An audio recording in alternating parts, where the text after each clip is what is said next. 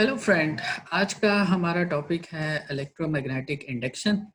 इसको स्टार्ट करने से पहले ये दो जो लाइंस मैंने आपके सामने स्क्रीन के ऊपर लिखी है इसको ज़रा देख लें। ये बड़ा इम्पोर्टेंट है। ये इस पूरे चैप्टर का बेसिक कंसेप्ट यही है। हम इन्हीं दो लाइंस को, इन्हीं दो कंसेप्ट को बार बार जो है वो आगे चलकर यूज़ करने वाले हैं। और ये दो इम्पोर्टेंट पॉइंट्स ये हैं, दो इम्पोर्टेंट कंसेप्ट ये हैं कि अगर आप किसी भी सर्किट के अक्रॉस मैग्नेटिक फील्ड को चेंज करते हैं तो उस सर्किट के अंदर करंट इंड्यूस्ड होगा, जिसको हम इंड्यूस्ड करंट का नाम देते हैं। और दूसरी चीज कि अगर आप किसी भी सर्किट में करंट को चेंज करते हैं तो उस चेंजिंग करंट की वजह से उस सर्किट में उस लूप में मैग्नेटिक फील्ड जनरेट होगी और उस मैग्नेटिक फील्ड को हम इंड्यूस्ड मैग्नेटिक फील्ड कहेंगे। और फ्रेंड, ये दोनों कंसेप्ट जो हैं ये बहुत इंपॉर्टेंट है और इनको आगे चलकर हमने बार बार यूज करना है। फ्रेंड, अब हम इलेक्ट्रोमैग्नेटिक इंडक्शन की अगर हम बात करें तो इसकी डेफिनेशन मैंने यहाँ पे लिखी है कि the current produced by the moving the loop of the wire across the magnetic field is known as induced current and this phenomena is called electromagnetic induction।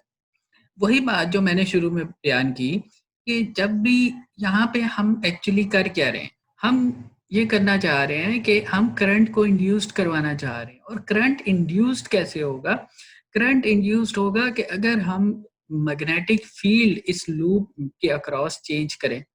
और मैग्नेटिक फील्ड को चेंज करने के लिए यहाँ फिगर आपके सामने है कि मैंने दो ऑपोजिट पोल्स लिए मैग्नेट के, नॉर्थ एंड साउथ पोल। और इन दोनों पोल्स के दरमियान जो है वो मैग्नेटिक फील्ड है, मैग्नेटिक लाइंस ऑफ फोर्सेस मैंने यहाँ पे इंडिकेट की हुई है। और magnetic lines of forces north pole से स्टार्ट होती हैं और साउथ पोल पे एंड होती है।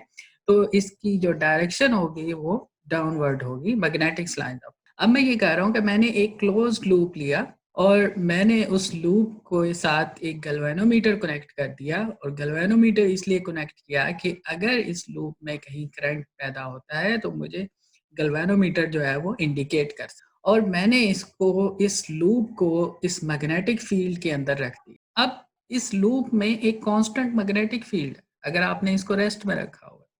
लेकिन अगर मैं इस लूप को मूव करवाता हूँ टुवर्ड लेफ्ट और टुवर्ड राइट तो जो मैग्नेटिक फील्ड है अक्रॉस द लूप वो चेंज होगी। मैग्नेटिक फ्लक्स जो है वो चेंज होगा। मैग्नेटिक फ्लक्स क्या चीज है? The number of magnetic lines of forces passing through a certain area. तो अगर आप इसको मूव करवाते हैं तो मैग्नेटिक फ्लक्स इस लूप के अक्रॉस चेंज होगा। और मैग्नेटिक फ्लक्स के चेंज होने से इस लूप में करंट पैदा होगा, जिसको हम इंड्यूस्ड करंट कहेंगे। और गैल्वेनोमीटर उस डिफ्लेक्शन से शो करेगा। और इस सारे फिनोमिना को हम इलेक्ट्रोमैग्नेटिक इंडक्शन कहते हैं। तो फ्रेंड, इंड्यूस्ड करंट की हम बात कर रहे हैं और इंड्यूस्ड करंट के बारे में हमने कहा कि ये एक ऐसा करंट है जो चेंजिंग मैग्नेटिक फील्ड की वजह से पैदा होता है। और उसका एक एक्सपेरिमेंट भी अभी आपने किया। तो ये जो इंड्यूस्ड करंट है ये कुछ फैक्टर्स के ऊपर डिपेंड करता है। इसमें पहला फैक्टर ये है कि अगर आप इस कंडक्टर, जो आप कंडक्टर मैग्नेटिक फील्ड में मूव करवा रहे हैं, उसकी स्पीड को ज्यादा कर, मतलब ज्यादा तेजी के साथ अगर आप इस लूप को मैग्नेटिक फील्ड के अंदर मूव करवाएंगे तो ये इंड्यूस करंट जो है वो ज्यादा पैदा होगा। दूसरा, रेजिस्टेंस ऑफ द लूप, जितनी रेजिस्टेंस कम होगी इस लूप की उतना ही इंड्यूस करंट ज्यादा पैदा होगा। तीसरा, अगर आप इस एक जो लूप आपने कंसीडर किया हुआ है, एक नंबर ऑफ टर्न्स ले रहे हैं, इसको आप बढ़ा दें और इसकी जगह आप n नंबर ऑफ टर्न्स कर दें या ज्यादा नंबर ऑफ टर्न्स कर दें तो उससे भी इंड्यूस्ड करंट जो है वो ज्यादा पैदा होगा। और लास्ट फैक्टर ये है कि जो magnetic field, external magnetic field यहाँ पे आपने अप्लाई की हुई है, अगर आप उसको स्ट्रॉन्ग कर दें तो इंड्यूस्ड करंट ज़्यादा पैदा होगा। यानी जितनी ज़्यादा स्ट्रॉन्ग मैग्नेटिक फील्ड में ये लूप मूव करेगा उतना इंड्यूस्ड करंट ज़्यादा पैदा होगा। फ्रेंड्स, अब हम कुछ और मेथड्स देखते हैं जिसमें हम इंड्यूस्ड करंट या इंड्यूस्ड ईएमएफ को पैदा करेंगे। इसमें पहला जो मेथड हम देखने जा रहे हैं उसमें मैंने क्या किया हुआ है कि मैंने एक लूप लिया है और उस लूप को एक क्लोज लूप लिया है और उस क्लोज लूप को मैंने गैल्वेनोमीटर के साथ कनेक्ट कर दिया। गैल्वेनोमीटर के साथ कनेक्ट करने की वही रीज़न है कि अगर यहाँ पे करंट पैदा होता है तो गैल्वेनोमीटर डिफ्लेक्शन से उसको इंडिकेट कर सकते। मैं ये चाह रहा हूँ कि मैं इस लूप के अक्रॉस जो है वो इंड्यूस्ड करंट पैदा करूँ, और इंड्यूस्ड करंट पैदा करने के लिए मुझे क्या करना होगा, मुझे इस लूप के अक्रॉस मैग्नेटिक फ्लक्स को चेंज करना होगा। तो मैग्नेटिक फ्लक्स सबसे पहले मुझे चाहिए, फिर मैं उसको चेंज करूँ। तो मैग्नेटिक फ्लक्स लाने के लिए यहाँ पे मैंने एक बार मैग्नेट को यूज़ कर दिया, और इस बार मैग्नेट को मैंने स्टेशनरी रख दिया इस लूप के पास। अब उस बार मैग्नेट की वजह से इस लूप के अक्रॉस कुछ मैग्नेटिक फ्लक्स होगा, कुछ नंबर ऑफ मैग्नेटिक्स लाइंस इस लूप में से पास कर रही हैं। तो इसका मतलब है इस लूप में कुछ ना कुछ मैग्नेटिक फ्लक्स है। लेकिन मुझे इंड्यूस्ड ईएमएफ या इंड्यूस्ड करंट पैदा करने के लिए इस मैग्नेटिक फ्लक्स को चेंज करना होगा। तो उसके लिए क्या करना करता हूं मैं कि पहले मैं इस मैग्नेट को टुवर्ड द कॉइल मूव करवाता हूं। अब जब मैं इस मैग्नेट को टुवर्ड द कॉइल मूव करवा रहा हूं तो जो मैग्नेटिक फ्लक्स है अक्रॉस द कॉइल या अक्रॉस द लूप वो इंक्रीज कर रहा है।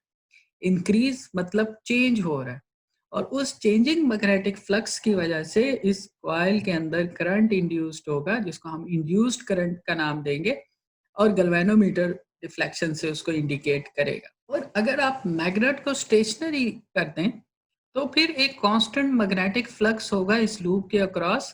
कांस्टेंट मैग्नेटिक फ्लक्स की वजह से इंड्यूस्ड करंट यहाँ पे पैदा नहीं होगा। अब मैं एक और काम कर रहा हूँ फ्रेंड्स, मैं ये कर रहा हूँ कि मैं इस मैग्नेट को away from the coil move करवा रहा हूँ। अब जब मैं इस कॉइल मैग्नेट को away from the coil move करवाऊंगा तो जो मैग्नेटिक फ्लक्स है अक्रॉस द कॉइल वो डिक्रीज होगा, लेकिन चेंज तो हो रहा है। और इंड्यूस्ड ईएमएफ या इंड्यूस्ड करंट के पैदा होने के लिए ज़रूरी है मैग्नेटिक फ्लक्स का चेंज होना। लाजमी नहीं है कि मैग्नेटिक फ्लक्स हमेशा इंक्रीज करना चाहिए या डिक्रीज करना चाहिए, चेंज होना जरूरी।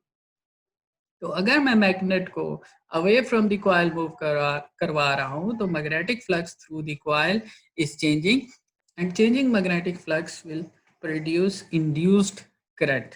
ओके फ्रेंड, ये एक और मेथड मैं यूज़ कर रहा हूँ इंड्यूस्ड ईएमएफ और इंड्यूस्ड करंट को पैदा करने के लिए।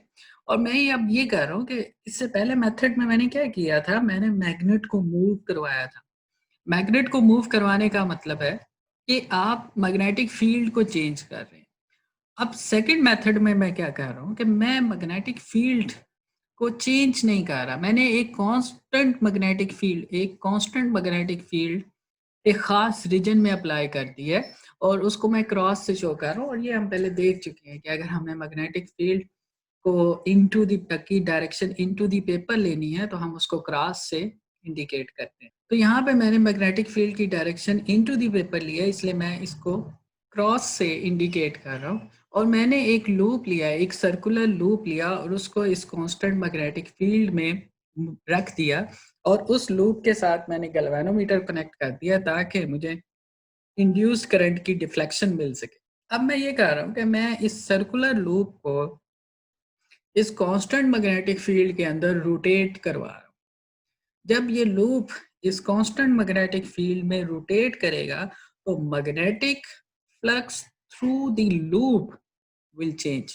इसकी रोटेशन की वजह से, इसकी कंटिन्यूसली पोजीशन चेंज होने की वजह से इस कांस्टेंट मैग्नेटिक फील्ड में इसमें जो इस लूप के अक्रॉस जो मैग्नेटिक फ्लक्स है वो चेंज होगा, और चेंजिंग मैग्नेटिक फ्लक्स की वजह से फिर इस लूप में करंट पैदा होगा जिसको हम इंड्यूस्ड करंट कहेंगे। तो ये एक और मेथड था इंड्यूस्ड ईएमएफ या इंड्यूस्ड करंट को प्रोड्यूस करने के लिए। ओके फ्रेंड, ये एक तीसरा मेथड मैं ले रहा हूँ इंड्यूस्ड करंट को पैदा करने के लिए। इसमें मैं दो कॉइल्स ले रहा हूँ, एक को मैं प्राइमरी कॉइल कह रहा हूँ और दूसरी को सेकेंडरी कॉइल कह रहा हूँ। प्राइमरी कॉइल को मैंने रियोस्टेट और बैटरी के साथ कनेक्ट किया थ्रू अ स्विच, और सेकेंडरी कॉइल को मैंने सिर्फ गैल्वेनोमीटर के साथ कनेक्ट किया है, और इन दोनों कॉइल्स का आपस में कोई फिजिकल कांटेक्ट नहीं है। फ्रेंड, अभी प्राइमरी कॉइल में जो स्विच लगा है वो ओपन है, उससे क्या होगा कि ये एक ओपन सर्किट के तौर पे बिहेव करेगा और इस पे करंट 0 होगा। अब जैसे ही मैं इस स्विच को क्लोज़ करता हूँ, तो उससे क्या होगा कि करंट चेंज होगा फ्रॉम 0 टू मैक्सिमम वैल्यू। और शुरू में मैंने आपको एक लाइन लिखवाई थी कि changing current produce magnetic field. तो जैसे ही आपने यहाँ पे स्विच को क्लोज किया, करंट चेंज हुआ from 0 to maximum value, means current change हुआ और उस चेंजिंग करंट की वजह से यहाँ पे मैग्नेटिक फील्ड पैदा होगी। तो फ्रेंड, चेंजिंग करंट की वजह से मैग्नेटिक फील्ड यहाँ पे पैदा होगी। अब ये जो सेकेंडरी कॉइल है, ये प्राइमरी कॉइल के बहुत करीब पड़ी हुई है, या आप कह सकते हैं कि उसकी मैग्नेटिक फील्ड में पड़ी हुई है। तो जितनी मैग्नेटिक फील्ड प्राइमरी कॉइल में पैदा हुई है, अगर तो कोई फ्लक्स की लीकेज नहीं है, तो उतनी ही मैग्नेटिक फील्ड सेकेंडरी कॉइल में पैदा हुई होगी। लेकिन ये एक आइडियल सिचुएशन होती है। फ्लक्स लीक की लीकेज थोड़ी बहुत तो होती है, बहरहाल उतनी नहीं तो उससे कम जो है वो मैग्नेटिक फील्ड सेकेंडरी कॉइल में पैदा हुई है due to the changing of current in primary coil. अब अगर हम रियोस्टेट की मदद से करंट की वैल्यू को चेंज करेंगे, तो चेंजिंग करंट की वजह से जो मैग्नेटिक फील्ड पैदा हो रही है, वो मैग्नेटिक फील्ड भी चेंज होगी प्राइमरी कॉइल में। तो अगर मैग्नेटिक फील्ड प्राइमरी कॉइल में चेंज होगी, तो same magnetic field secondary coil में भी चेंज होगी, क्योंकि सेकेंडरी कॉइल प्राइमरी कॉइल की ही मैग्नेटिक फील्ड में पड़ी हुई। तो जैसे ही सेकेंडरी कॉइल के अंदर मैग्नेटिक फील्ड चेंज होगी, मैग्नेटिक फ्लक्स चेंज होगा, तो उस चेंजिंग मैग्नेटिक फील्ड की वजह से सेकेंडरी कॉइल में करंट प्रोड्यूस होगा, जिसको हम इंड्यूस्ड करंट कहेंगे और गैल्वेनोमीटर डिफ्लेक्शन से वो शो करेगा।